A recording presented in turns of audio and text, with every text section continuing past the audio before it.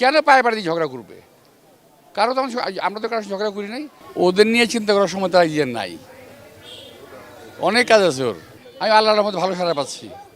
ওরা তো প্রথম থেকেই চেষ্টা করছে যে একটা সিন ক্রিয়েট করার জন্য, নির্বাচনে বানচাল করার জন্য। প্রথম থেকেই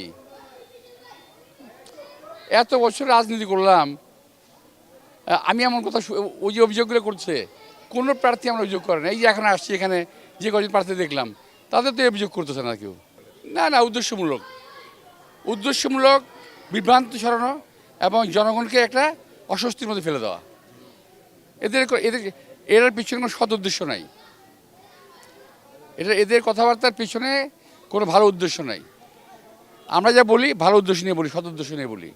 আমরা যা করি সৎ উদ্দেশ্য নিয়ে করি। কিন্তু ওদের পিছনে কথাবার্তার উদ্দেশ্য পিছনে হলো ওদের পিছন থেকে কেউ কলকাঠি নাড়তেছে। আমার মনে হয় না যে ওরা নিজের ইচ্ছা করছে। এরা কেউ কলকাঠি নাড়ছে, যারা নাকি নির্বাচনটা হোক এটা চায় না। ভাই, ওরা তো আমাদের বিরুদ্ধে করতেছে না, ওরা তো দেশের বিরুদ্ধে করতেছে। ওরা তো আমাদের বিরুদ্ধে করছে না, ওরা দেশের বিরুদ্ধে করতেছে। কেন পায়ে পাড়ি দিয়ে ঝগড়া করবে? কারো তখন আমরা তো কারো ঝগড়া করি নাই। একটা নির্বাচন করি আজকে, এটা সহ আমার 5টা নির্বাচন হয়েছে। কোনো প্রার্থী বলতে পারবে না এই যাবৎ যে এত 50 বছরে আমি নির্বাচন করি, 91 সাল থেকে এই পর্যন্ত আমি নির্বাচন, 77 সাল থেকে 77 সাল।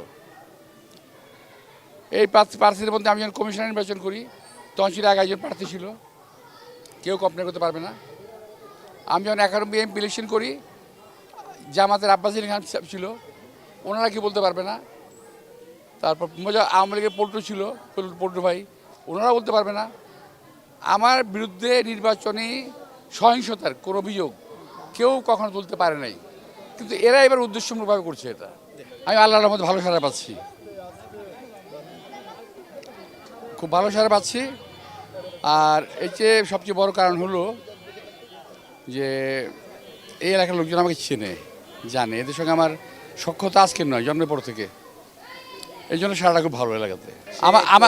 আমার সঙ্গে একজন প্রতিদ্বন্দ্বী দেখা হলো এখন, লাঠি মার্কা, একজন কাস্তে, একজন লাঠি ছুরি মার্কা না, দেখা হলো। কই, আমার সঙ্গে কোনো বিপত্ত হয়নি। হ্যান্ডশেক করলাম, গোলাগুলি করলাম, ওরা চলে গেল ওর কাজে, আমি চলে এসেছি আমার কাছে। এখন তুমি কার কথা বলতেছো? তারেক জিয়ার অনেক কাজ, ওই ওদের নিয়ে চিন্তা করার সময় তারেক জিয়ার নাই, অনেক কাজ আছে ওর। আর আমি যদি ওদের কথা বেশি ভাবি প্রতিদ্বন্দ্বী ইলেকশন করতে করুক না, অসুবিধা কি? আমি আমার কাজ করে যাচ্ছি, ওরা যদি ভোট পায় জিতবে। অভিযোগটা করেছে আসলে এটা সত্যতা কি অভিযোগ?